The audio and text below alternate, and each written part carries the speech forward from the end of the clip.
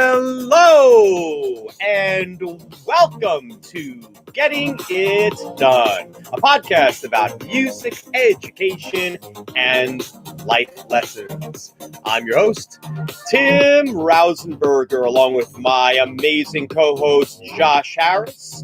This is episode 343, Stress into Success.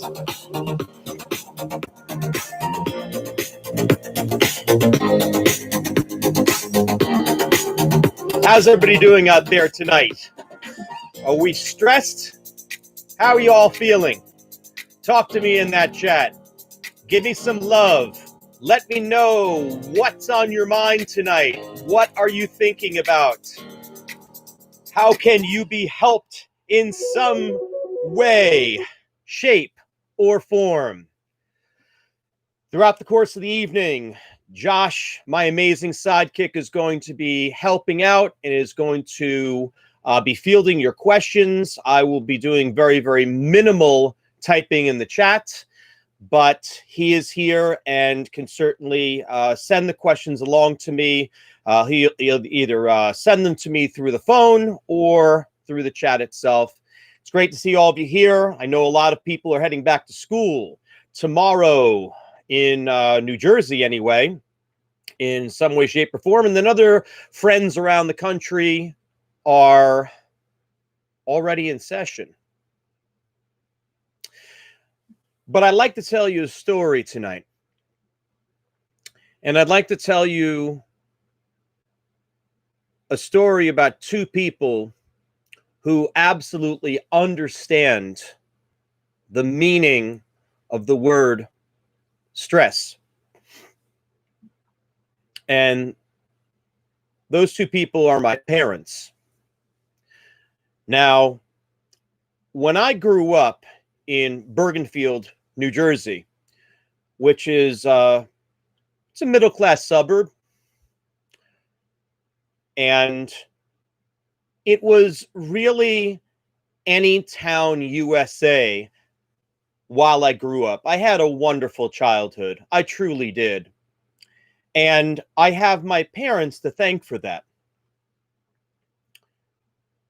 When I was in elementary school, my mother essentially raised me. My father was the breadwinner of the household, and he did all the main work to bring home the money. And my mom did such a phenomenal job with raising me, my brother, and my sister.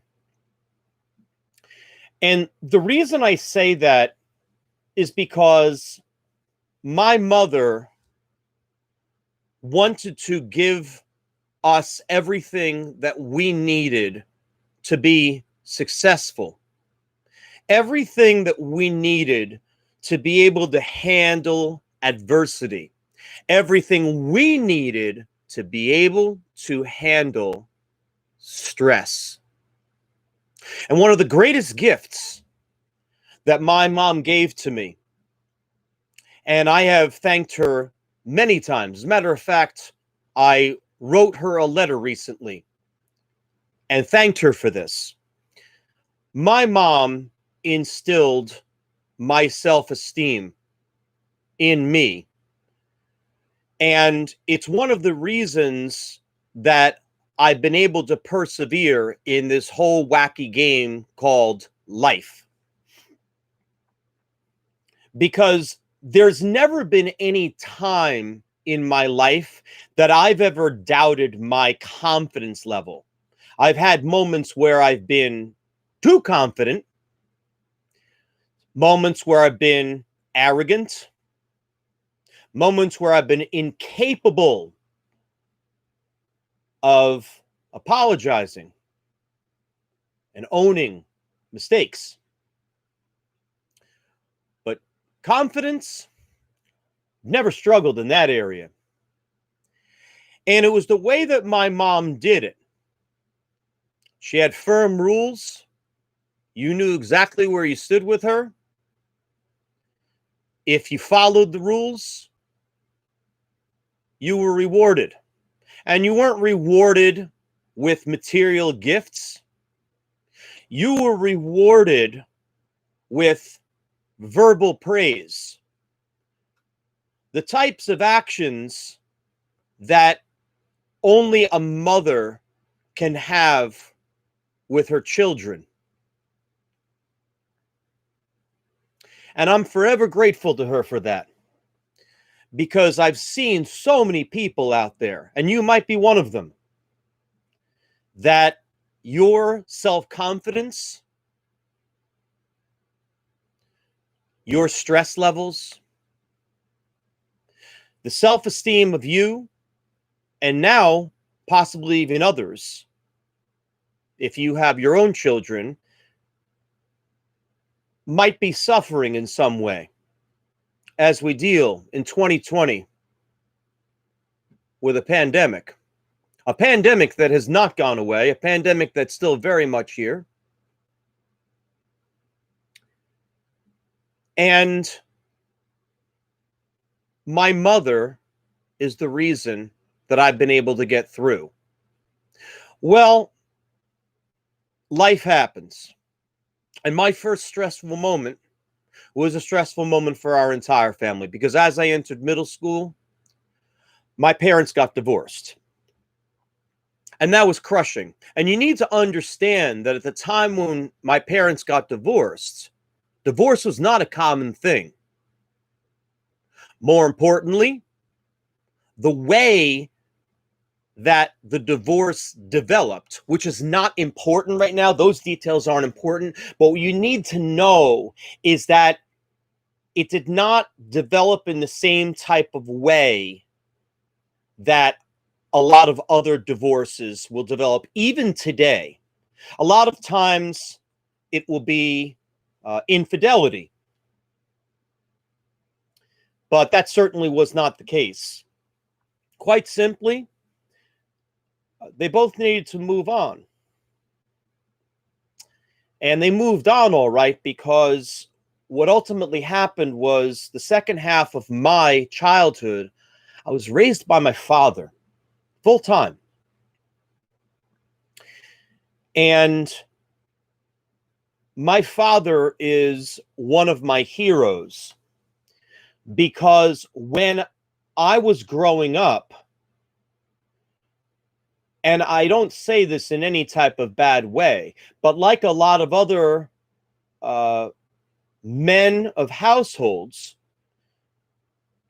you did not want to disobey them after a long, hard day of work. You needed to follow rules. You needed to do your work, get your schoolwork done. If you got a bad grade, then there were going to be consequences for that grade.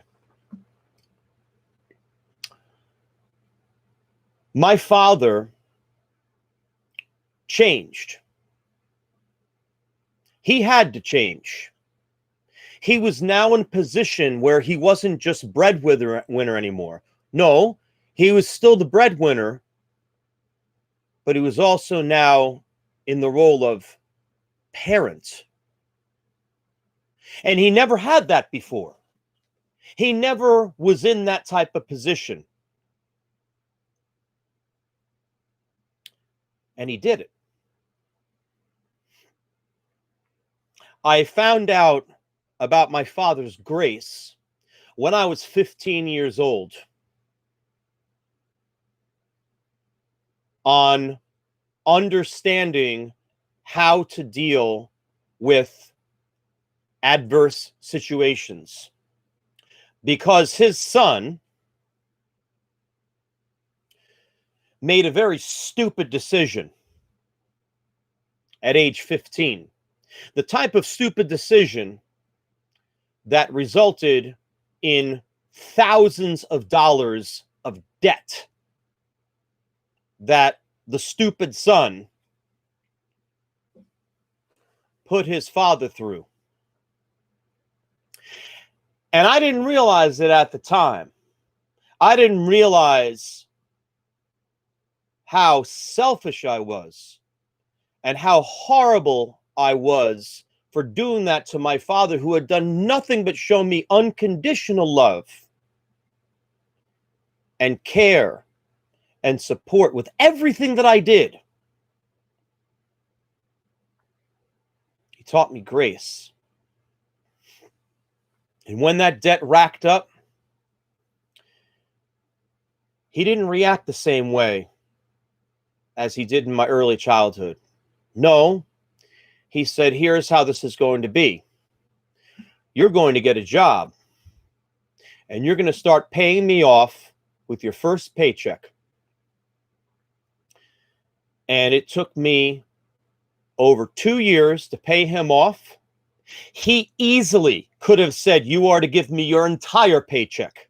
He had every right to do this. He was not in the financial position to be handling that type of debt or all the interest charges. And he never made me pay for those. He simply took the principal balance because this son didn't understand anything about finances, didn't understand how interest charges work. Heck, I didn't learn any of that until after college.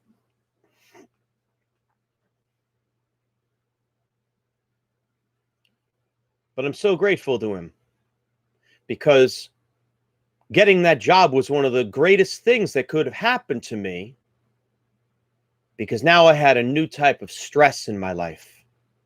The type of stress of knowing the guilt of having to do things and in such a way where I had to work harder than I've ever worked in my entire life. And it was a blessing in disguise. And I took a situation which should have been so horrific, and the amount that I think we agreed on was like $20 or $25 a week, and I was getting to the point where I was able to pay him $50 and $100 a week, and sometimes I just handed him the entire paycheck. And he taught his son. And my brother and sister were no angels either. We were all teenagers. We were all a handful. But he never got mad. And he never raised his voice, and he would never raise a hand. He was a good man. A good man who worked very, very hard, made lots of decisions earlier in his life to cause a lot of undue stress later on. When I grew up, my father attended every single event that I participated in, where I performed, I conducted, I sang, I played my various instruments. Sporting events, he was at every single game. And this is after spending 8 to 9 hours a day as a carpenter on a roof. And to this day, his legs are in terrible condition. And he has a tough time walking. And he's not an old man, but his body's his body is beaten up. It's beaten up badly. All those sacrifices he made for his kids. And by doing so, his kids have now been able to take their gifts into the world. Because I can proudly say that all three of us have been highly successful in all of the areas that we've pursued in our life. And it has not been easy for any of the three of us. But I can tell you, between the self-esteem that was established in me by my mom, and by the adverse situations and all the stress that my father endured, and we witnessed firsthand, we were all better people for it. I'd like to think that we've made some pretty good decisions. They haven't been perfect, but most of them are rooted more in education than in emotion. So now I ask you, why are you stressed? What's causing that stress? Tell me. Tell me in the chat. Tell me what it is that is causing you not to be able to sleep at night. Is it your job? Is it money? Is it the unknown? Is it just not knowing what's going to be ahead for us? Well, you came to the right place, because I have the answers for you. Let's take a look at the unknown. I'm going to give you the first known. None of us are going to make it out of here alive. That's a known. To my knowledge, no one has ever graced the face of the earth and gotten out alive. We all have an expiration date. When will yours be? I don't know. Is that the unknown you were talking about? Or was perhaps the unknown related specifically to your situation in your life? And the unknown meaning that you've always known. Well, what have you known? What have you known all of this time? Are you Nostradamus? Do you already know what's going to happen on your way to work? You already know the types of accidents that may or may not be on the road, the type of traffic you may or may not hit? Do you already know what's going to happen at your job on that particular day? Are you going to arrive and the building is on fire? Are you going to arrive and find out that one of your closest coworkers was fired for some reason? Are you going to arrive as a teacher and find out that one of your students just lost one of his parents? Life is always the great unknown. That's one of the greatest things about life. Now, if we understand and we can accept and know that life will always be the unknown, then what are you worried about? What are you stressing over? Do you have your health? Write that down. Do you have your health? Because if you don't have your health, then I can understand some concern. More importantly, if you don't have the health you would like to have, and the reasons for the way that your health are right now are caused by things that are unknown to you and to your doctors. That's scary. That's scary. But if you know that you have diabetes, you confront it. If you know that you suffer for some level of anxiety, you confront it. You know that you have a blood pressure issue that may cause you to faint. You confront it. And you confront it with education, not with emotion. Too many of us approach life with the raw emotion hanging out. And that's one of the toughest things to do. Actually, a case could be made that the single most difficult thing that you must do to overcome stress is to garner control of your emotions.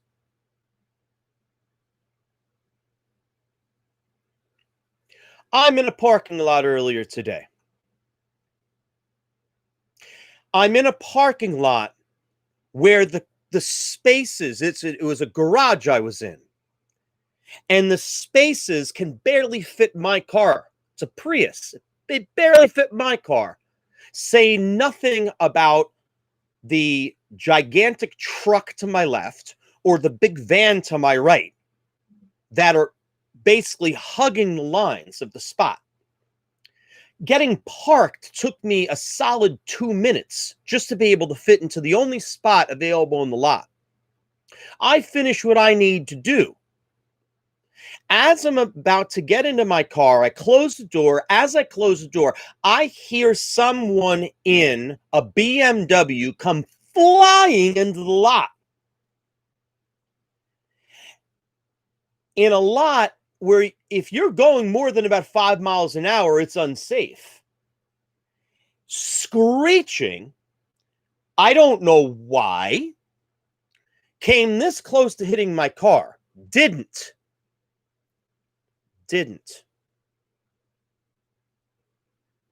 And parks right next to me. My question, think fast. What do? Do you say something? Do you get out of your car and say, hey, you almost hit my car?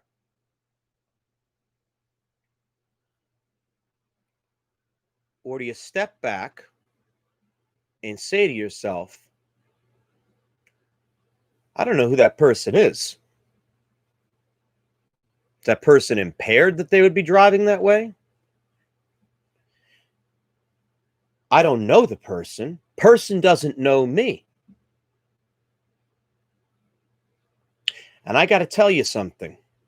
In 2020, the last thing that any of us should be doing is getting into the business where you don't need to be doing so.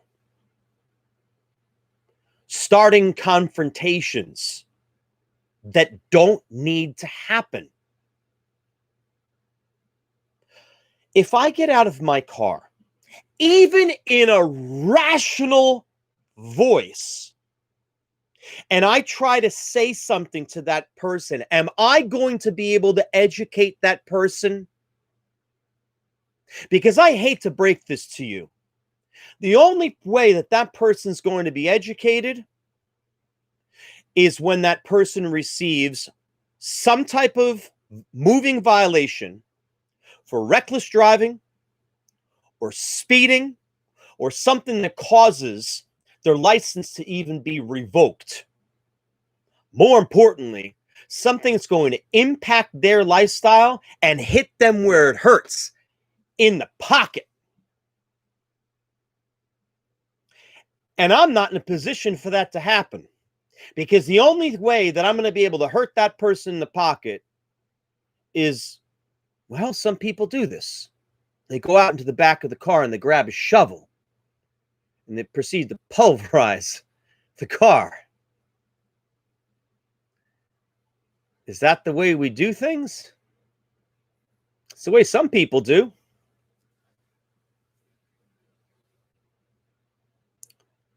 Do you find yourself stressed in traffic? Really? Who told you to live here? If traffic bothers you so much, I have good news for you. There are at least 40 states out there you can move to, where you can drive for dozens, hundreds of miles with no traffic lights at all. How I envy those people. My commute to work every day is 32 miles. And there are about 32,000 things that can go wrong in those 32 miles each day. Whereas I have friends in more rural parts of the Midwest, where a 32-mile drive for them takes 32 minutes. Like clockwork, every day. They just don't have anything to worry about. You don't have to live there. You can move. You made a choice. And the thing I hear from people so common, but I have to. No, you don't have to do anything. We have this thing that we were all granted at the beginning of our lives. It's called free will. No one and nothing can tell you what to do. No one can tell you what to do.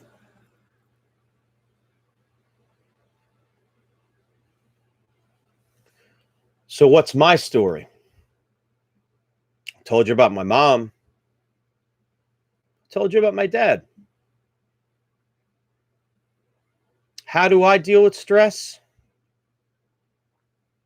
Well, I say to myself that I'm happy every day that I wake up in the morning. That's a good day. I say to myself that I'm grateful for the inner circle of friends that I have. They're good people. People think at times I'm a little bit off because out of nowhere, in the middle of the day, they'll just get a message from me to thank them for being awesome. Do you do that?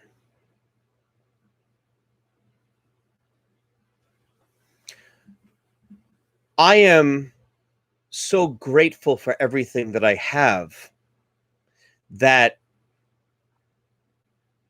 I do still get stressed, but the way that I deal with the stress is far different than how I did when I was growing up. I used to be that person who would get angry at the traffic. I was angry with things that were going on in many different jobs I held in my life. I was angry when I'd play in a band or sing in a chorus because there was somebody who didn't have their part down for whatever reason. I'd get angry at the conductor for not knowing his or her score. I'd get angry at coworkers because they weren't pulling their weight. They weren't doing their job.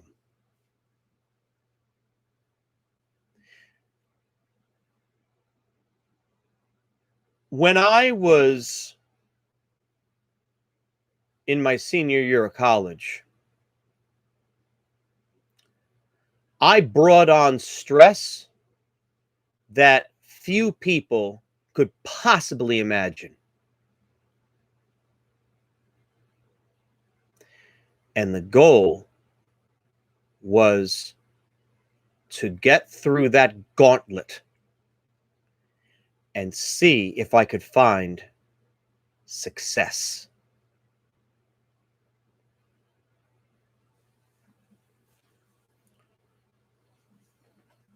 After the fall semester of my senior year, over my winter break, I had to make a decision.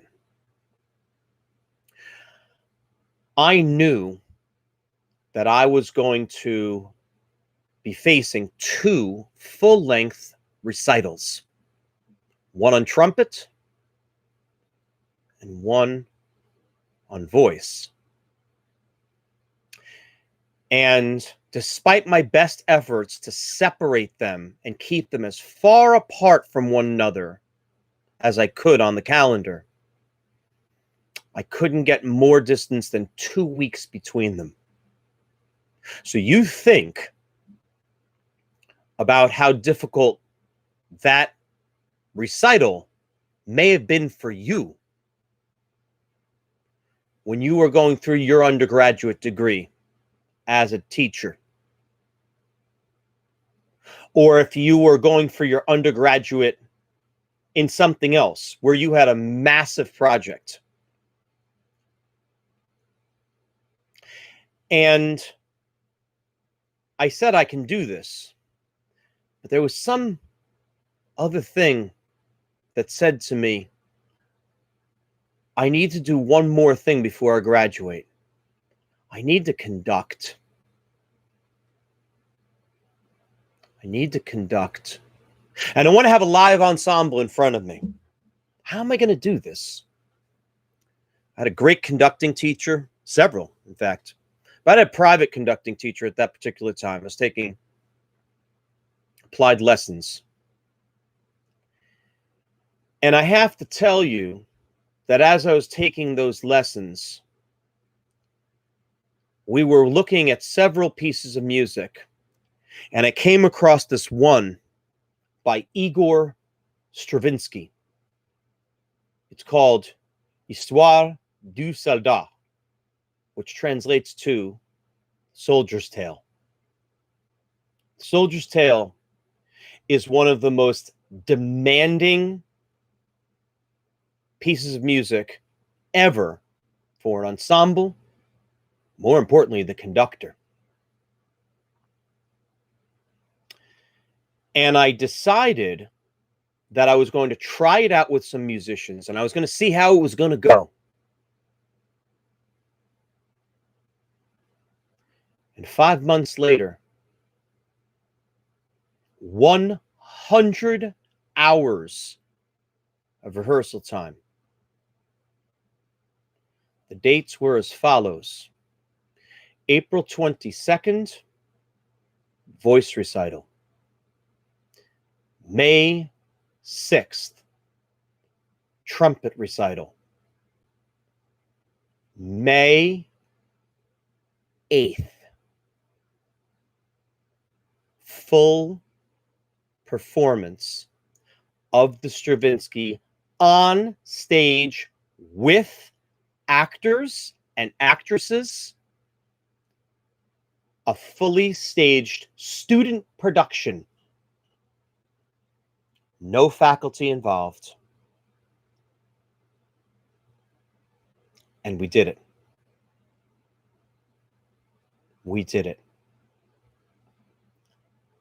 I did it. In a 16-day span, I did 3 gigantic events. And it was at that time that I said to myself, I don't care how difficult things get in life. If I can do this, I can do anything. That was what went through my mind when I finished that performance. It was the only thing that went through my mind. I felt so great. I challenged myself, and I rose to the challenge.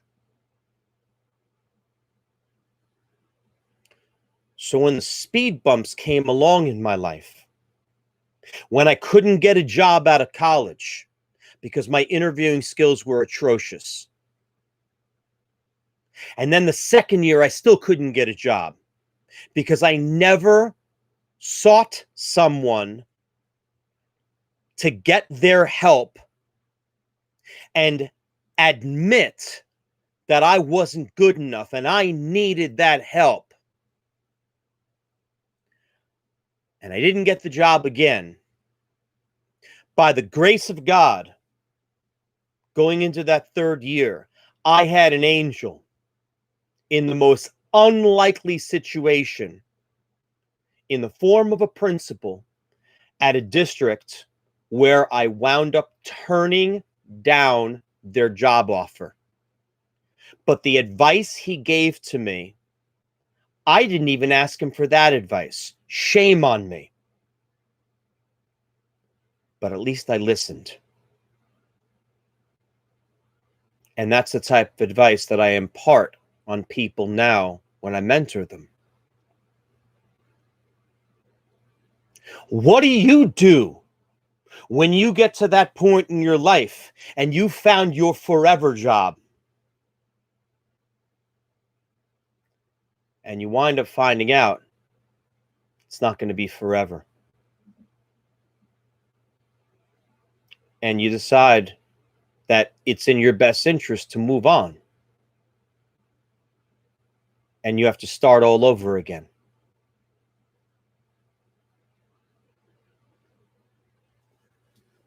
I know what it's like to be facing the unknown.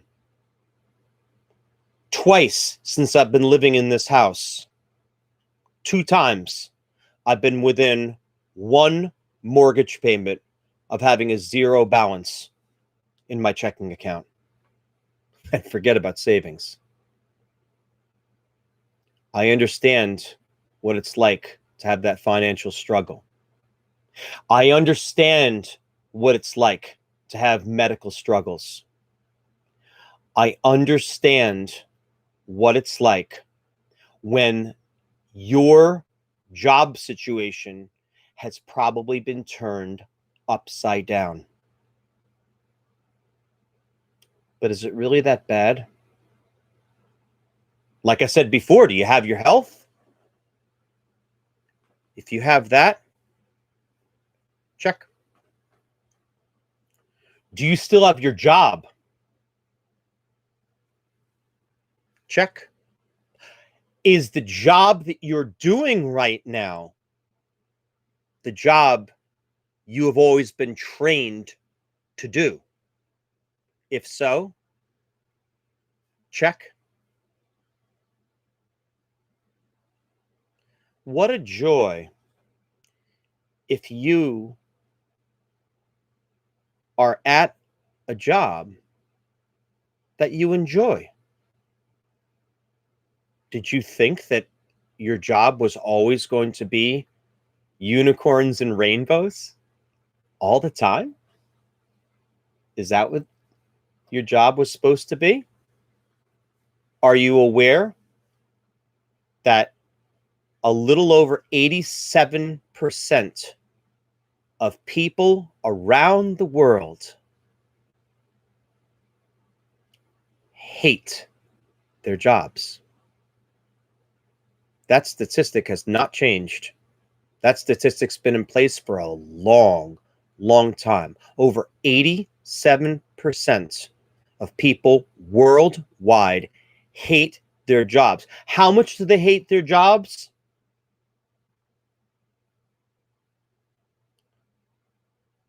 When people have stress, it can compromise their health. And with some people, it can compromise their heart.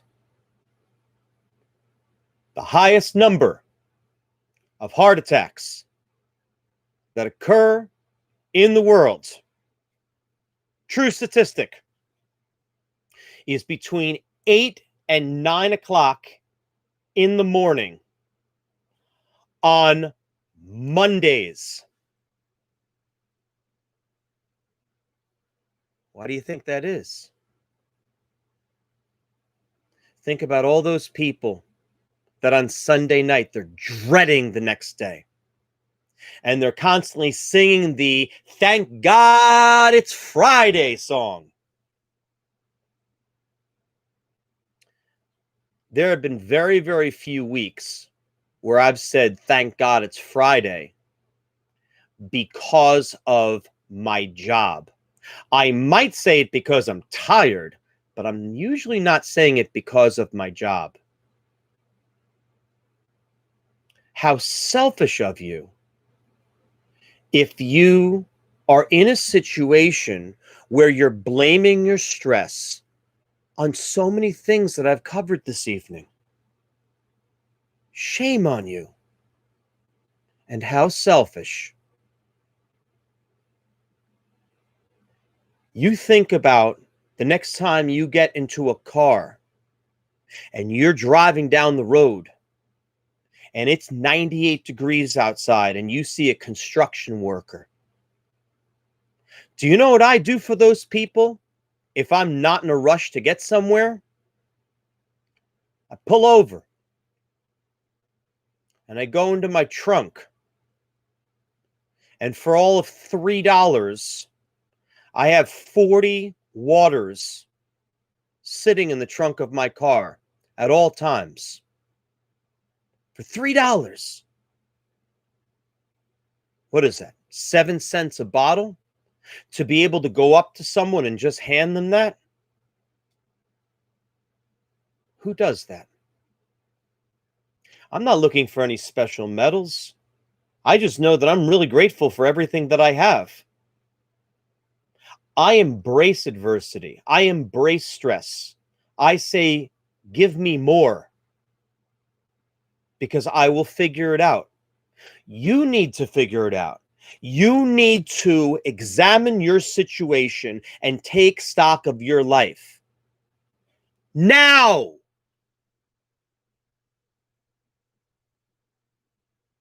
Not a week from now. Not I'll do it later. The I'll do it later people are not here tonight. You are. And I'm so grateful for you being here. Oh, I have something else to do. Oh, I'm busy with this. Oh, I don't have enough time. The last time I checked, there are 7 days in a week. 24 hours in a day, 168 hours. You have less? Really? Or is it that you're not spending your time effectively? What are your time management skills like? Are you proactive or reactive? Well, you see, but Tim, I work at a job and everybody's reacting. People aren't being proactive with anything right now. Everybody's being reactive.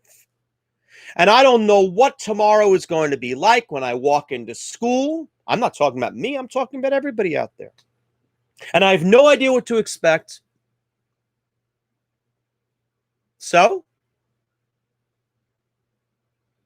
it is what it is. Is your complaining going to make things any better? Is your venting every moment of every day going to make things better? Everybody in the world is entitled to a pity party. You ever have a pity party? You ever have one of those where you just feel really sorry for yourself? And you got to grab some comfort food and you say, the heck with it. I'm just going to get this entire pizza for me. I'm going to watch Netflix and I'm going to call it a night. I don't want to talk to anyone. Get away from me. That's okay. It's all right. You know, it's not all right when you're doing that every single day of the week. That's not good. And there are too many people who do that. You can have those moments where you just need to let go. Have some me time. some me time. But I have a child. I have a child. Your child will figure it out. Because here's the cold hard reality. Your child needs me time too. And if you're living with other people in the house, they need me time too. Everybody needs a little bit of time to themselves. George Carlin, one of my heroes, great comedian. George Carlin was so poetic when he would deliver his brilliant skits, one-liners. And there's one thing that he said that has always stuck with me, and it's so true. And it's at the very start of one of his shows. And I'm going to edit out the obscenities because Carlin was filled with them. But he says, whatever happened to a kid just going out in the backyard and just playing with a stick? Just playing with a stick. I was that kid. That was me. When I was 5, 6 years old, I'd just go outside and we had a big backyard, all different types of flora and fauna. Trying to make my social studies teachers proud from when I was in elementary school. But I would just go and just enjoy everything and just take it all in. And there were no phones. I didn't have any technology, nothing at all. And how did I know it was time for dinner? Someone from my house say, "Get inside now." And that was it. And you better run inside, because if you didn't get inside then, you didn't get your dinner, you weren't getting dinner. And you legitimately didn't get dinner. That's how that worked. And you learned. That's how you kept track of time. You learn real quick.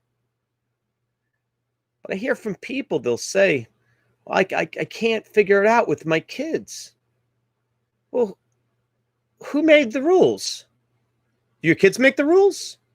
There are households that operate that way, just so you know. Hopefully you're not one of them. And if you are, you need to get that control back. But it's too late. No,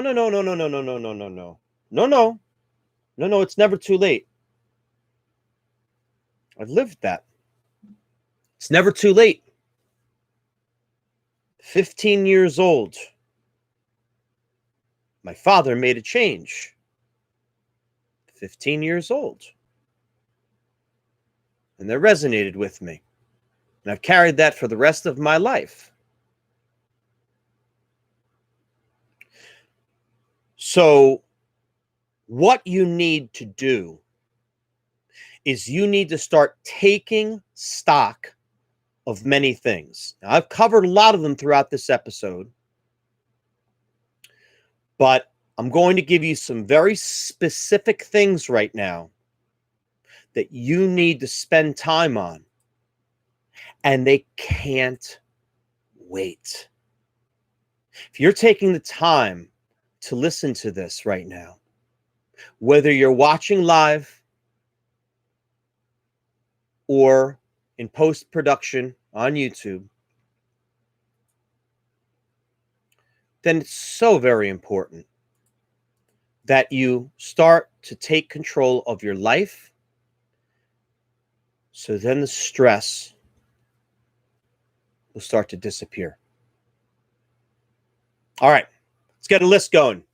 Josh, if you can help me out, throw these things into the chat. First thing we're going to talk about, time. I said it before, I'll say it again. Everybody has 168 hours in a week.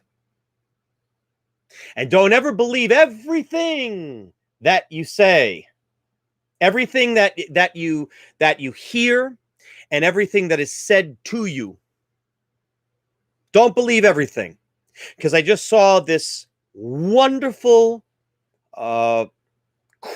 It was on Pinterest, and it talked about the number of seconds in a day, and it was beautifully done with lovely font and artwork, and the figure on there was wrong, because it said you have 84,600 seconds in a day, and that is not true. You have 86,400 seconds in a day. And the question is, what do you do with those seconds?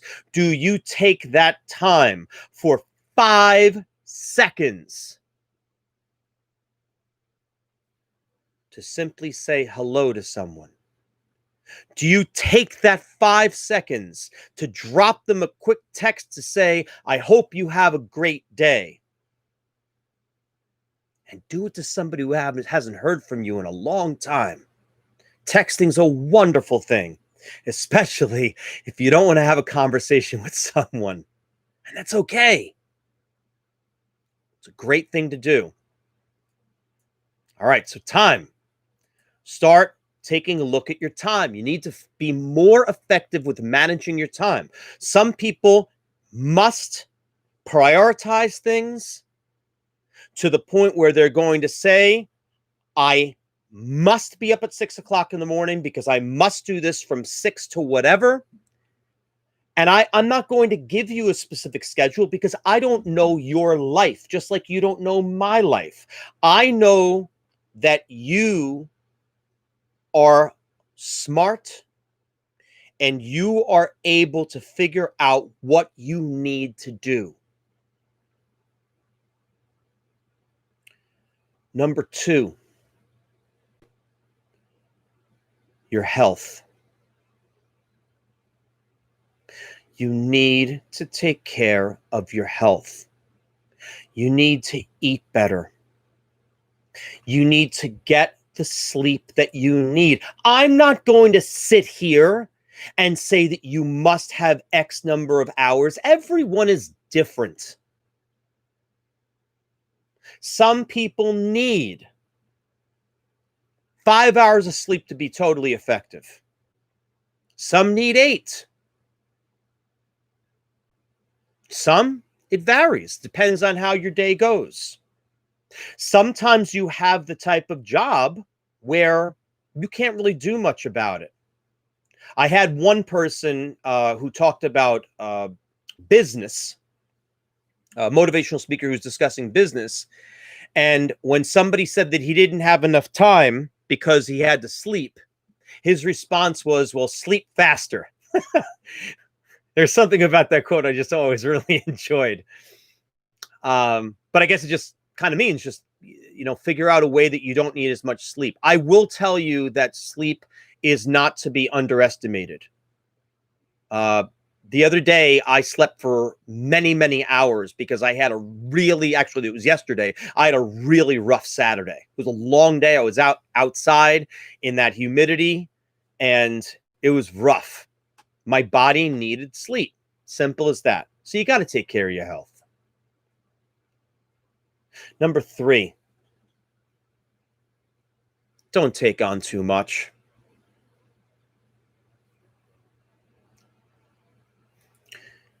My first year of teaching, I had a wonderful principal. Boy, is she great. And it just goes to show you never judge a book by its cover. Because this principal had some of the greatest advice I ever received. And a lot of people never understood how wise she was and how well she knew people. And she called me in one day, and I was just young and reckless. And what I mean by that is my job was important to me, but I had a lot of other things that were important to me too, because I was also a musician. At that particular time, At age 25, 25? Yeah, 25. Here's what I was doing. Full-time teacher, director of 2 community bands, founded one of them. 2 community bands, not just one, 2. I was a soloist in various choruses in the area, tenor soloist, and I was also a paid tenor section leader in a church. I had no days off. I worked 7 days a week. And about the only time that I ever had any downtime, a little bit on Saturdays, and that was about it. But every other day of the week, I was burning the candle at both ends. And she saw it, and I don't know how she saw it. And one day she called me in, and she said, listen, your job performance hasn't suffered here. You're doing great, but you look tired.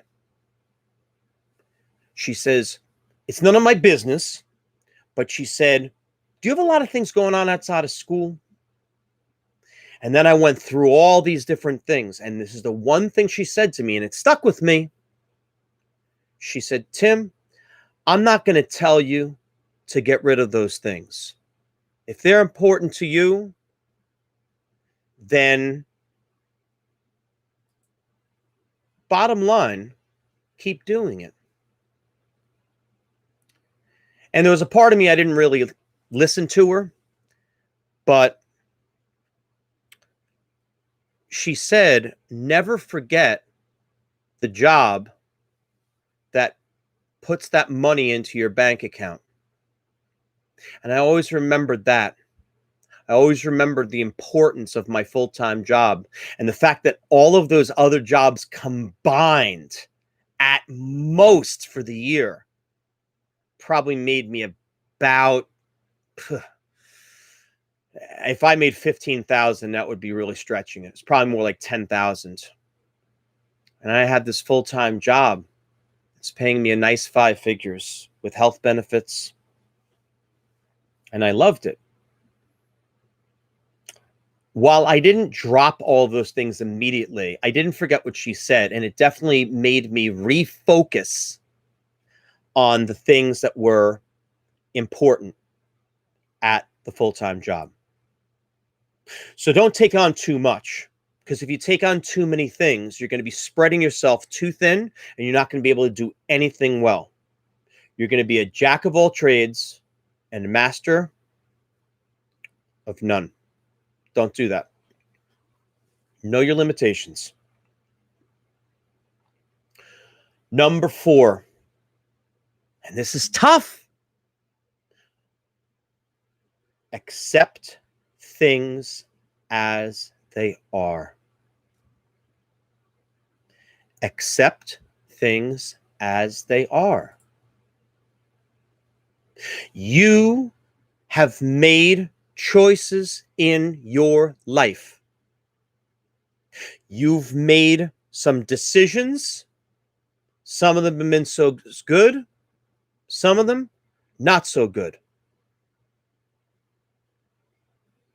I have to make a decision every day when I leave the house. I hit a certain traffic light every single day. I've got to decide, am I going to go this direction, which, if everything goes well, will get me to work the quickest. But if I choose that path, I have to commit to it, and there's no turning back. If I have to hit back roads on this path, I'm done. It'll take me an hour and a half to get to work. If I go the other way, there are lots of things that can go wrong with the second route. Too many variables. Not as many variables as the first route. But the second one, I have many places where I could potentially get off of the highway, be able to take back roads, and it will at most add a half hour to my commute. That's been the worst day in my 3 years at my present job. Whereas the other direct way, if I have to use any back roads, we're talking about an hour of extra time. I have to make that decision. You have to make decisions every single day. You have control. You can change things. You have to have the guts to make those changes. Don't sell yourself out. Okay? Don't sell yourself out. Accept things the way they are. And when you have that opportunity, because you might not be able to make some changes instantly, but when that time comes, jump on it. Always know why you're doing what you're doing. Have a goal. And you're never too old to have dreams. Which ties into number 5. Find some time to relax. Me time. I told you that I had to get that job when I was 15 years old.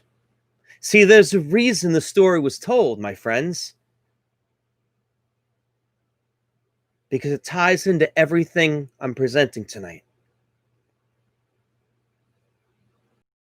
15 years old.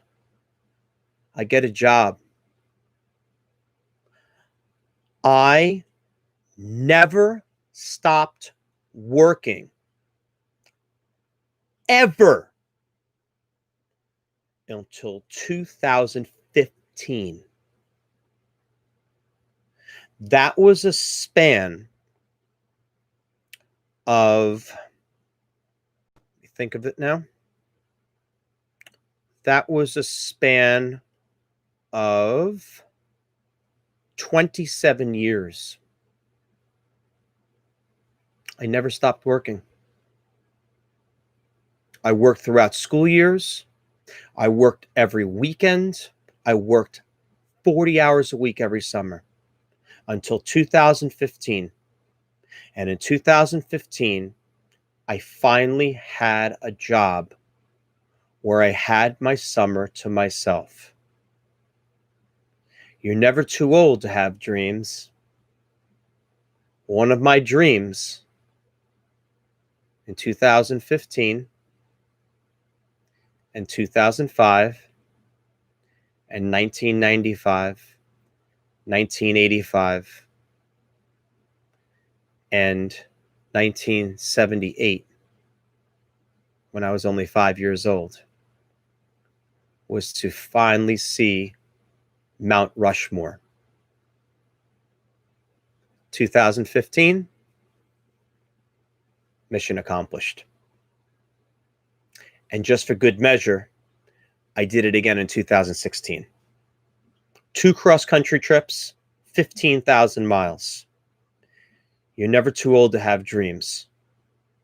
And if you haven't seen this country, you need to. You need to make the time, because it is very, very special. And you deserve it. You deserve that time to relax. You deserve that time, that me time that you need. Oh, don't get me wrong. Some of that relaxation is not a vacation. Some of my greatest vacations have been staycations. Just like a lot of us have had. Maybe the staycation has been a little bit too long in quarantine. Maybe the staycation's been a little bit too long if you live with other people who get under your skin. But make sure to make some me time. Number 6. Find the humor in life. You need to laugh. I know that a lot of my delivery tonight has been very, very serious. A lot of my podcasts, a lot of my content, I try to lighten things up. Tonight was a little more serious, but I take this very seriously because stress kills. It'll kill you. But I will tell you that I spend a minimum of a half hour every day finding something that will make me laugh. Oh, I go to my friend George Carlin often. I never get tired of watching him. If you've never seen The Honeymooners, or it's been a long time since you've seen The Honeymooners, put on an episode.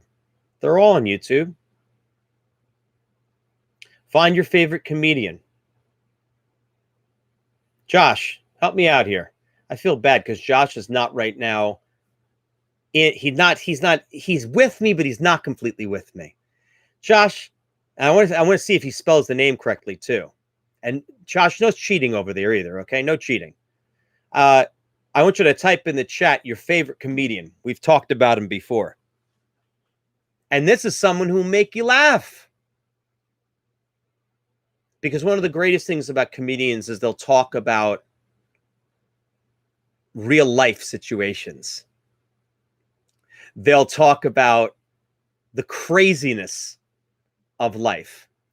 And this particular comedian, and I'm waiting for it to appear in the chat. There he is. There it is. Okay. Sebastian Maniscalco. His name came up because I had a raccoon problem in my yard. And Sebastian Maniscalco has a very interesting take on what to do with raccoons. Or I should say, what his family would do with raccoons. And I would like to just state for the record, I did not do the things that Mr. Maniscalco said. But you need to find those things that are going to make you laugh. You need to find the things that are going to make you smile. I had a friend today. Josh is laughing. I can picture his laugh too. That makes me happy. See, that makes me happy because, Josh makes me happy. He's a special, special human being. And we always find times to joke about things. I think about a friend of mine who has so many wonderful things going on in her life right now. So many amazing things, so many things to be grateful for, but she's so stressed. She's so stressed. And I sent her a message today at about 2 o'clock, 3 o'clock. And it was just a really funny thing that I found on Pinterest that fit her very, very well. And I just simply asked her in the message, did you remember to smile today? And it made her laugh. And the question I say is, well, had I not done that, was that going to be something she was going to do on her own? Or was the great rat race called life going to get in the way of that? So you need to find some humor in life. And then we're going to take number 7. Avoiding stress at work. Now, this one can be tied into a lot of other things, but I'm going to go with work because I think for a lot of people, I think a major source of stress comes from their job. I think there are a lot of people that are experiencing that. And in my life, I've never seen teachers and administrators and boards of education and school districts more stressed than ever before. Never seen it. And it's coming from every angle. And I know that some people said at the beginning of the podcast, they said they're scared of the unknown. They're scared of, they don't know how things are going to be. Jim Rohn, Rohn, of the greatest motivational speakers of all time. He was invited to do a presentation, paid a nice five-figure sum. Back in the 1980s, that was some serious money. And he was paid by a company, multi-million-dollar company, to give a speech. And one of the gentlemen said to him, "Mr. Rohn, how are things going to be 5 or 10 years from now?" And he said, "Well, I've got good news for you. You asked the right person. You asked the right person. Because I'm going to give you information that you're not going to hear anywhere else. 10 years from now, things are going to be as they are right now. They will be what they will be." They just looked at him. But it's true. It's true. Things are going to be as they're going to be. We'll figure it out. Everybody will figure it out. Right now, our stressor is COVID-19. That's the stressor. That's it. It's not anyone in the political realm. It's not anyone in school districts. It's not anyone in other countries. It's COVID-19. That's the stressor right now. Now, you can sit here and say, well, but this country has handled it this way, and this state has handled it this way, and I don't agree with the way that this reopening plan is going to be in this school district, and I don't like Democrats, or I don't like Republicans, and I can't stand the Senate, and those people in the White House. Everyone has their idea of how things should be. It's always been that way. Why is anyone surprised by this? I'm not bashing anyone right now. I'm not taking anyone to task for this. But to sit here and blame other people for all of these different situations and to act like this has never happened before, I beg your pardon. It's happened before. Maybe it hasn't happened in your lifetime, but I assure you it's happened before. Absolutely. When was the last time that anyone who had to make an important decision made that decision and every single person agreed with it?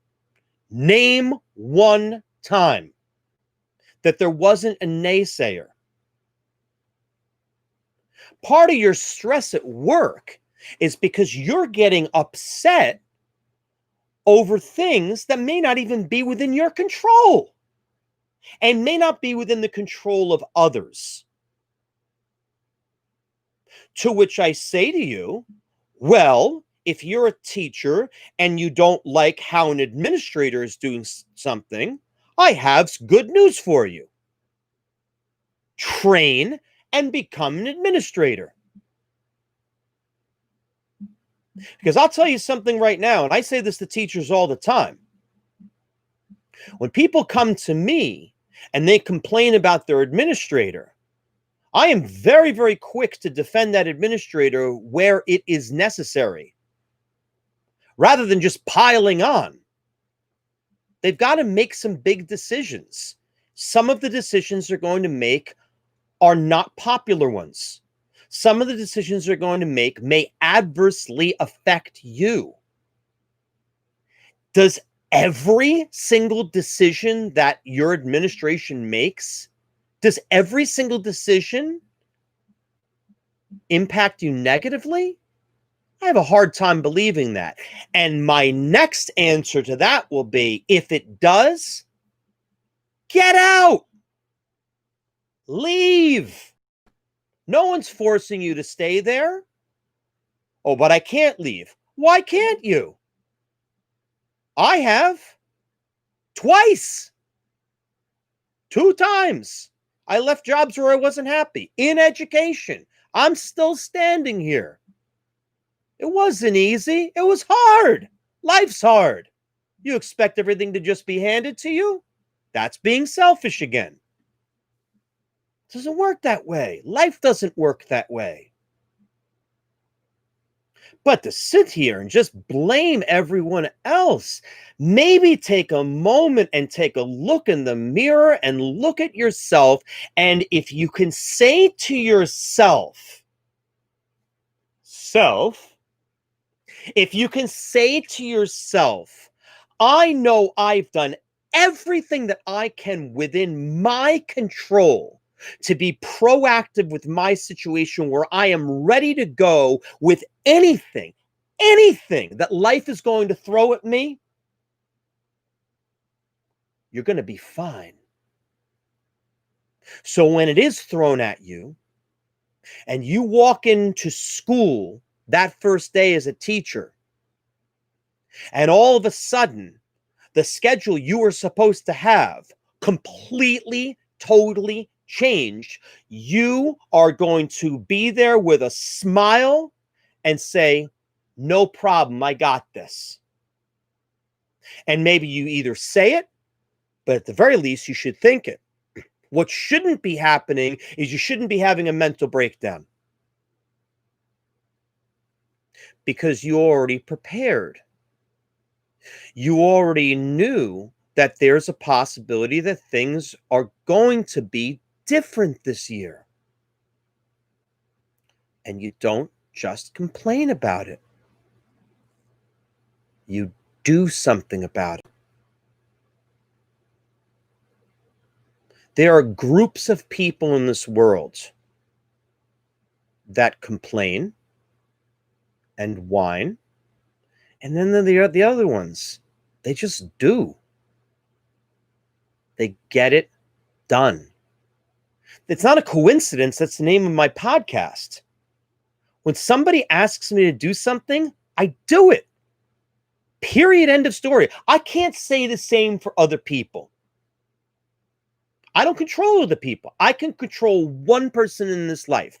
Me. That's it. The only person I have control over. I don't have any control over you and what you decide to do. Now, if you're extending yourself for other people at work or other places, and they're not doing something in kind, now you got a decision you need to make. That's a big reason why I left one of my last jobs, because I had people who were taking advantage of me. They were taking advantage of my kindness.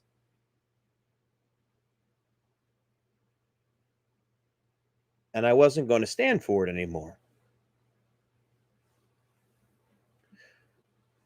But avoiding stress at work, you need to go in with a plan. You need to go in with a purpose. You need to know exactly what you might be encountering and be ready for it. So I say this to you as a teacher right now, if you're watching. I say to you this: do you know how you are going to administer your rules and regulations on the first day you have students if you are teaching them virtually? Have you thought about the rules that you're going to have with your video conferencing software? Have you figured out how your students are going to submit their homework assignments? Have you determined how you are going to deliver your content? Has it already been predetermined? Or are you going to be expected to generate some of your own, or a mixture of the two? And by the way, how are you going to work with students one-on-one? How are students going to raise their hand in a Zoom setting, in a Google Meets setting?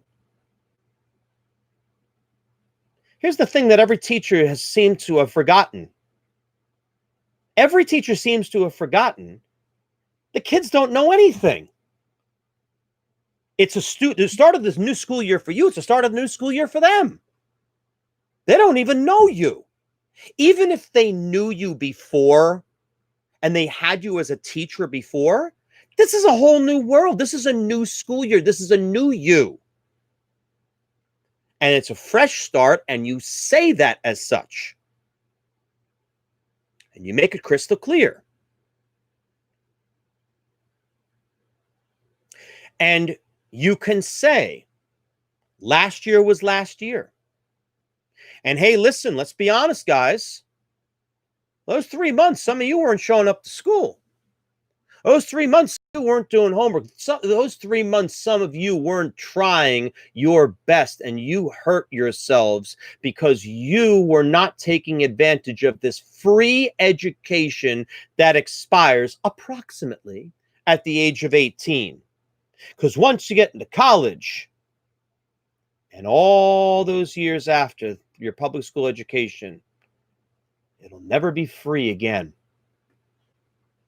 Oh, I remind kids of that when they're 10 years old, to be so grateful for their free education.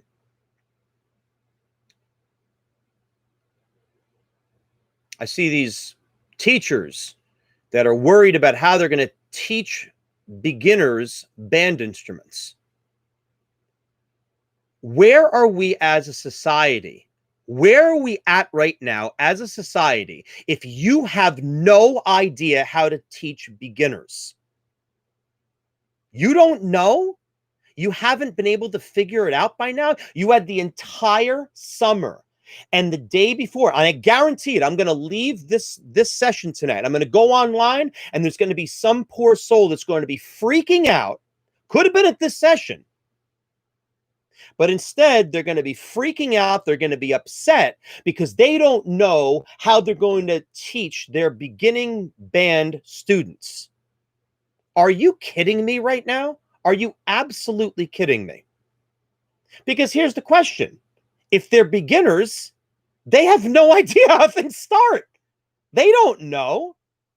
They know that they're coming to your first class and they've got this amazing human being, you, this special person in front of them. And you've got to sell it. And you need to explain that there's going to be a commitment that's going to be involved, that they're going to have to work hard. If it's a pull-out type of schedule, where it's a rotating schedule and they're being pulled from their classes, they're going to have to work extra hard because this is an extra thing and they might not even be receiving a grade for it. And the satisfaction they're going to get is going to come from being able to produce sounds on that instrument and ultimately, at some point, my friends, be part of an ensemble which is going to present a performance. So how do you get there? Well, you do music theory with them. Some of them may not be able to read music. Some of them will tell you they know how to read music and they can't. And you make sure you go through the fingerings on their instruments. You make sure to show them different types of videos. You demonstrate the instrument themselves. They're going to think of you as a god. When you can pick up a violin, you can pick up a cello, you can play the piano, you can play the drums. What can't this amazing music person do? This is the greatest music teacher in the universe. And that's what you need to sell to your students. Because you have to be a master salesman or saleswoman. That's what you do. And if you didn't know, you ask, but you don't ask the day before you're going to do it. That's reactive. You need to be proactive. You should have been doing your homework. So let's turn that around. You caused stress on yourself because you didn't prepare. So what gives you the right to then criticize your school district? Think about that. Before we wrap things up for tonight, does anybody have any questions they would like to share in the chat? I'm here. I'll be happy to take your questions for the next few minutes. I did have 3 questions that came in from people who were going to need to watch this episode later on, and I'll put those into the chat. If nobody has any questions, I'll plop those in, but I'm happy to address any situations you have. Any feedback would be appreciated. If you have not had a chance to smack that thumbs up for the episode, I would sincerely appreciate that. And I would also appreciate if you could leave some comments below. Once the stream is finished, you'll be able to put some comments down there if anyone has any. So if anybody has anything they would like to throw in the chat, you're welcome to do so. In the meantime, these questions, I attacked a lot of these questions in advance, but I'm going to throw a few of these in here right now. All right, so here's the first question I received, and I'll just put it right here in the chat. I'm a teacher and parent with 3 children. What are some strategies that I can use to help alleviate the stress? First thing I have to say is God bless you. And I don't say that, I really don't say that to joke around either. I can't think of many people who have a tougher job right now in the world. I don't say that to be overly dramatic either. That's hard. If you do not have control over your 3 children in terms of rules and regulations, you better get control real quick. Your children need to start to become self-sufficient. And I never, ever want to hear again from anyone, well, they're not old enough. That is absolute baloney. It's complete nonsense. Because I can tell you right now, there are a lot of things that I did when I was 4 or 5 years old that average 12-year-olds are still not doing even these days. There are too many kids that are being too babied for too many things. The coddling needs to stop. The enabling needs to stop. And you need to, your goal in life as a parent, I shouldn't have to ever tell parents this, is not to be your child's friend. Just like as a teacher, you're not the friend of the children. I always say to kids, I am a very, very friendly person, but I'm not your friend. I always say that to kids. I'm a very friendly person. And I'll say to them, I understand that for some of you, you may think of me as being your best friend. And if that makes you happy, I'm okay with you feeling that way. But you still need to understand I am a friendly person, but I am not your friend. I am your teacher. I am an adult. And I hope that I am a role model for you. So that's the first thing. Now, once that happens, if you have the type of household where those children can start to become self-sufficient, then a lot of the stress is going to go away. It all goes back to the George Carlin stick thing. What's going to be the problem with a child being alone for any amount of time? There's no harm, especially if the child is in your house with you. There's no harm with that. I'm on a Zoom session. I'm on Google Meets. I'm with my class. You can't be in here right now. I'm working. Wherever the child needs to be, that's where child needs to be.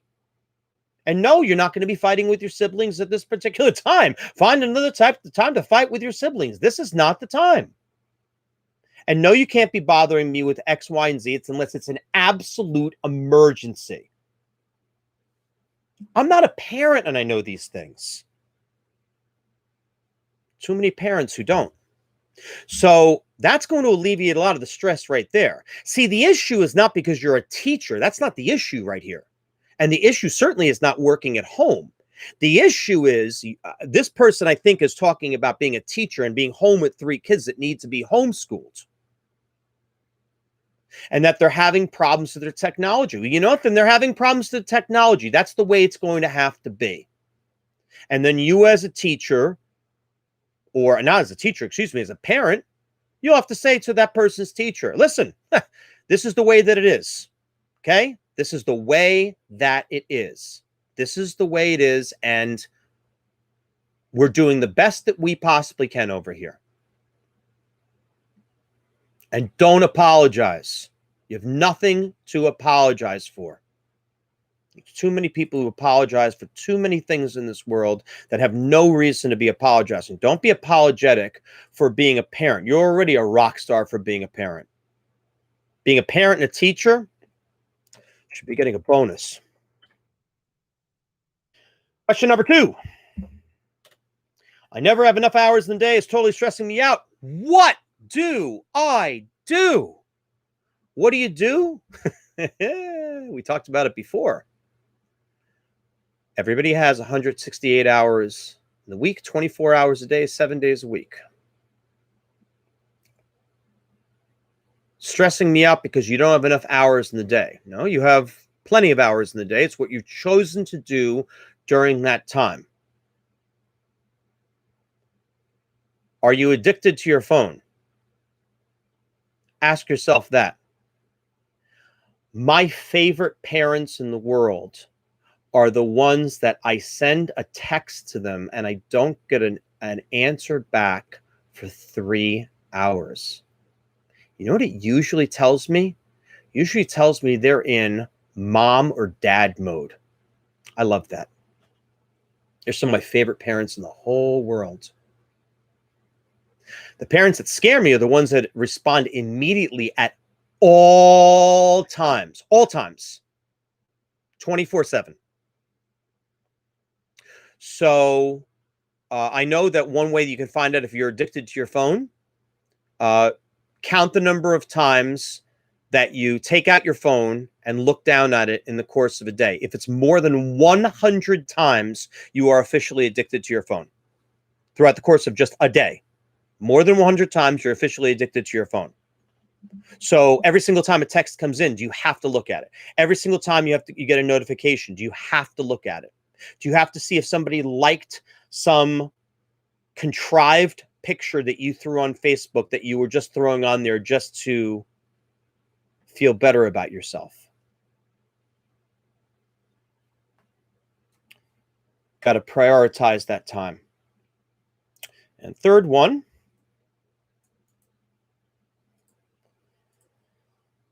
number 3.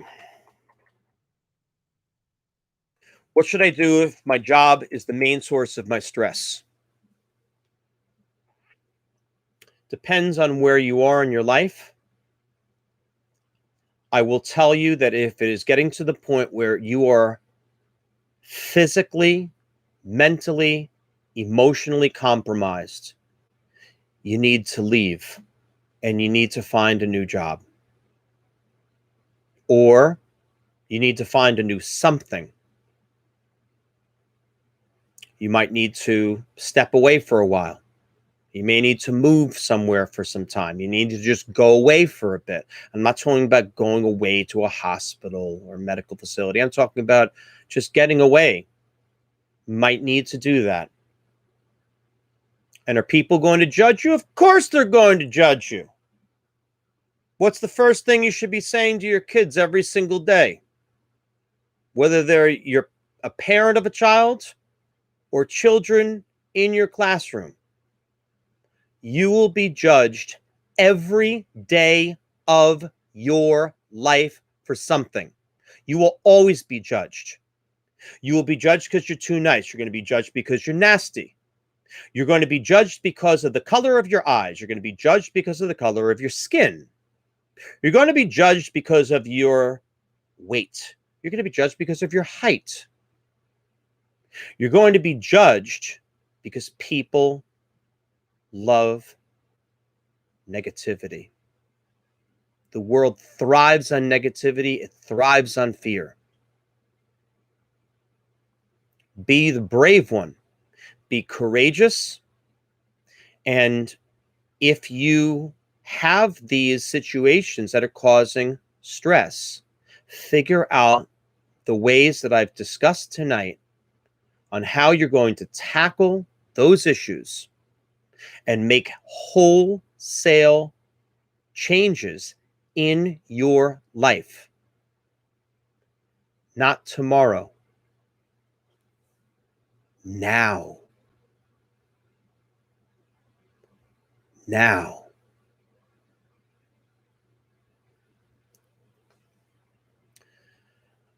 Everybody can thank Josh for tonight.